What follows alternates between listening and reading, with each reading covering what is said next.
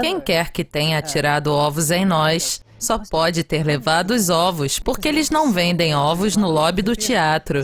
Essa pessoa já nos odiava antes de nos assistir.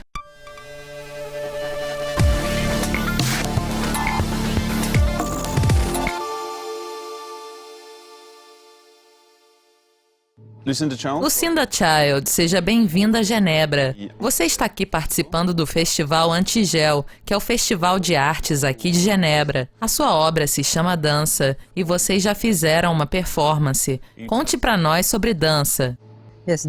Dança foi criada em 1979 com Philip Glass, um compositor com quem eu comecei a trabalhar na ópera Einstein on the Beach, criada em 1976. E nós decidimos trabalhar juntos com o artista visual Solowitz. Precisávamos representar a obra em um espaço teatral. Então ele fez o desenho da produção para nós. A obra que você vai apresentar hoje inclui imagens da obra dos anos 70, é verdade? Sim. E na dança, nenhum dos dançarinos, na verdade, se encosta. Não. Isso é incomum. Eu acho que podemos dizer que, nas formas mais tradicionais da dança, os casais que dançam juntos se tocam, mas esses dançarinos não se tocam. Eles estão dançando juntos. Eles estão completamente conectados em termos de onde estão no espaço. Sua orientação, a sua consciência um do outro é muito intenso, porque eles têm que estar precisamente conectados em relação à música. Eles também estão dançando com o filme. Sim, com o filme. Isso foi ideia de Solowitz, porque Solowitz era um artista visual. Quando chegamos a ele, ele não viu motivos para criar algum tipo de estrutura típica dele para dançarmos na frente dela, porque isso acrescentaria visualmente a complexidade do meu trabalho, que é muito abstrato. Então, nós decidimos que o cenário para essa produção seria um filme dos dançarinos. Então, o cenário é feito pelos dançarinos. Os bailarinos no filme são os dançarinos de 1979, da companhia original. E os bailarinos de hoje estão dançando com esses dançarinos, fazendo exatamente os mesmos movimentos. Quais são os desafios para esses bailarinos? Dançar com pessoas que nem sabem que estão dançando com eles. Isso é mais para a plateia, para o espectador. É muito óbvio por causa do estilo, elementos do filme original, que já não existem mais na dança dos dias de hoje. Mesmo a coreografia sendo exatamente a mesma. Mas é claro que estamos em outra dimensão, que se distancia da ideia original de Solowitz, que era ter os mesmos bailarinos do filme, os mesmos bailarinos do palco, que era a ideia original. O filme é muito complexo. São 155 planos diferentes durante toda a hora que é apresentada no palco. Às vezes você vê apenas o filme, às vezes você vê os bailarinos do filme e às vezes você vê apenas os bailarinos. O que Solowitz fez é extraordinário em relação à complexidade. Mas a questão da repetição para nós não é realmente repetição. Nós estamos preocupados com o espírito de Marcel Duchamp, por exemplo. A ideia de que o material é importante, mas não é em si a única consideração. É realmente o que fazemos com o material que é importante. Então, apesar do material ser o mesmo, toda vez que você for ver a obra, ela será apresentada de maneira diferente. Vai ser justaposta de maneira diferente, decomposta, reiterada e reintroduzida de maneiras diferentes. Isso é algo que nos interessa muito. Isso é algo que vem do método de trabalho John Cage. Achar opções que estão fora das nossas escolhas pessoais, um pouco fora da nossa zona de conforto. Porque trabalhar com elementos que você não necessariamente escolheria, você se libera da sua própria escolha pessoal. E o que você acha sobre a dança que é originada nos Estados Unidos, que é de onde você é, se comparada com outros tipos de dança de outras partes do mundo? Eu acho que o aspecto mais famoso de todo o movimento de dança moderna, começando com Isadora Duncan, é que somos pioneiros. Ela começou divertindo as pessoas nos Estados Unidos, em casamentos e festas chiques. E quando ela foi à Europa e à Rússia, as pessoas começaram a ver esse tipo de dança como uma forma de arte, que é pelo que ela estava lutando todo esse tempo. E ela foi aceita como uma artista americana grandiosa. E toda essa tradição começou com Martha Graham. Todos foram pioneiros. E essa tradição chegou ao Judson Group, a que eu me juntei e que foi influenciado por John Cage e Merce Cunningham. E agora eu acho que, como resultado de vir para a Europa, o legado extraordinário de François Mitterrand na França, ele abriu uma Maison de la Couture em quase todas as cidades. Muitos coreógrafos se estabeleceram de formas incríveis. Era muito diferente do que qualquer tipo de cenário que nós continuávamos a ter nos Estados Unidos. Muito restrito, muito duro e muito competitivo. Nós achamos que há oportunidades maravilhosas para os europeus. Isso produziu artistas incríveis, como Anne-Therese de Kersmaker. Muitos de todos os tamanhos tiveram carreiras fantásticas na Europa e tiveram um apoio muito bom e também com resultados muito bons. Também há um pouco de política por trás disso tudo, porque eu tive que produzir rápido uma obra como Einstein on the Beach, essa produção incrível que estreou nos anos 70. E só agora começou a ser vista nos Estados Unidos fora de Nova York, até mesmo na Califórnia, em contraste às óperas produzidas na Europa, Austrália e Japão na mesma época. Mas nos Estados Unidos foi difícil ter a mesma recepção e as mesmas oportunidades para esse tipo de trabalho. E você nunca teve vontade de deixar os Estados Unidos? Já tive, em termos de processo de pensamento, mas na verdade eu nunca saí de lá. Algumas pessoas saíram. Carolyn Carson saiu bem cedo na sua carreira e esteve na Europa desde então, entre outros americanos que se mudaram. Mas eu sempre senti que precisava continuar em Nova York, com as pessoas que conhecia e com quem queria trabalhar. É como uma pequena Europa. Muitas das produções europeias, se elas chegarem aos Estados Unidos, é certo que chegarão a Nova York, e não necessariamente a qualquer outro lugar. Você cresceu em Nova York.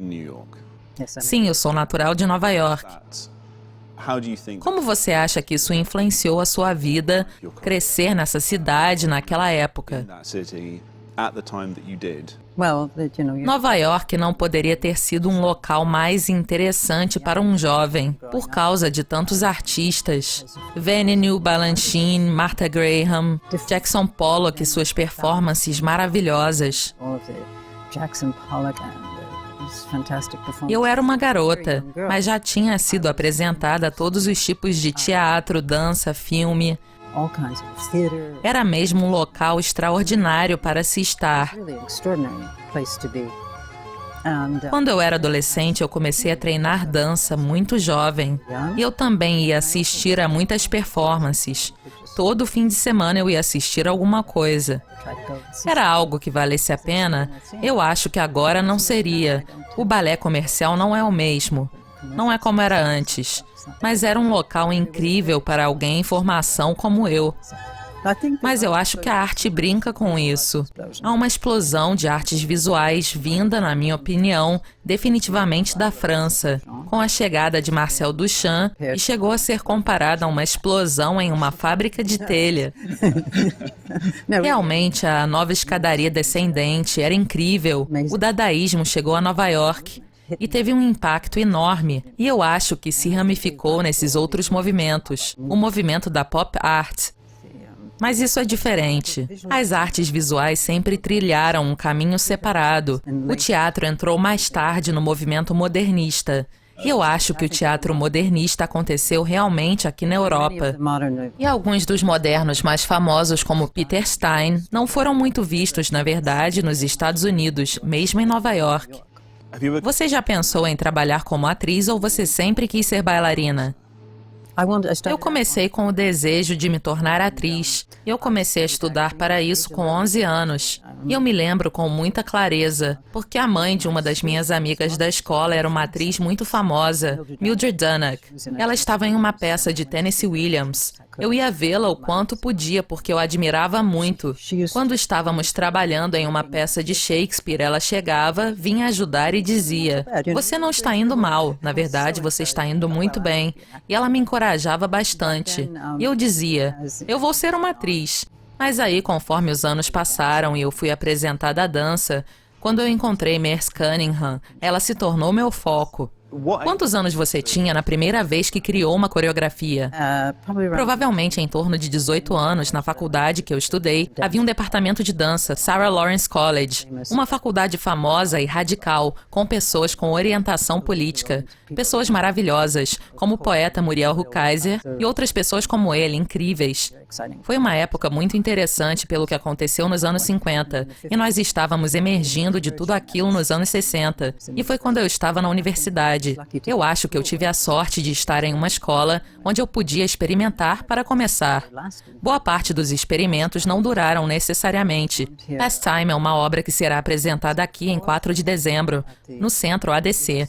A minha sobrinha está apresentando algumas das minhas obras do início da carreira. 3 delas, a primeira é de 1963, é a minha primeira obra que seguiu no meu repertório.